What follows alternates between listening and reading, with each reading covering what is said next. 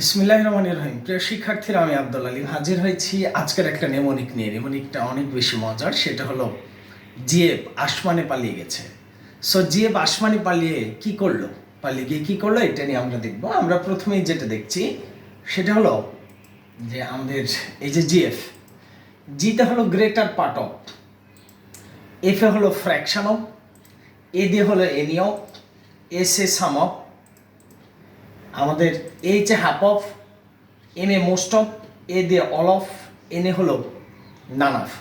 So আমরা এই জায়গাটা যদি একটু ক্লিয়ার করি, এই জিএফ আসমান এইখান থেকে উৎপন্ন শব্দগুলো যে ফ্রেজ গঠন করেছে, মানে greater part of, fraction of, any of, some of, half of, most of, all of, none of, এগুলোর পরে নাউন একবচন, ভার্ব একবচন, নাউন বহুবচন, ভার্ব বহুবচন। আমি আরেকবার বলছি, গ্রেটার পার্ট অফ থেকে নান অফ পর্যন্ত এদের পরে যদি নাউন প্লুরাল হয়, ভার্ব কি হবে?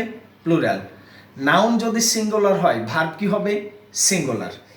এখন আমরা যদি একটু আগে যাই, আমরা একটা কোয়েশ্চেন দেখব রাজশাহী ইউনিভার্সিটিতে আসা বি ইউনিটে 23-24 সেশনে একটা প্রশ্ন এসছে, half of the glasses dash broken. আমরা অপশনগুলো একটু দেখে নিই। আমরা বলছি হাফ অফ দ্য গ্লাসেস, এই যে হাফ অফ, জিএফ আসমান, ওর মধ্যে এইচে কি আছে? হাফ অফের পরে নাউন কয় বচন? বহুবচন। তাহলে ভার্ব কয় বচন হবে? বহুবচন হবে।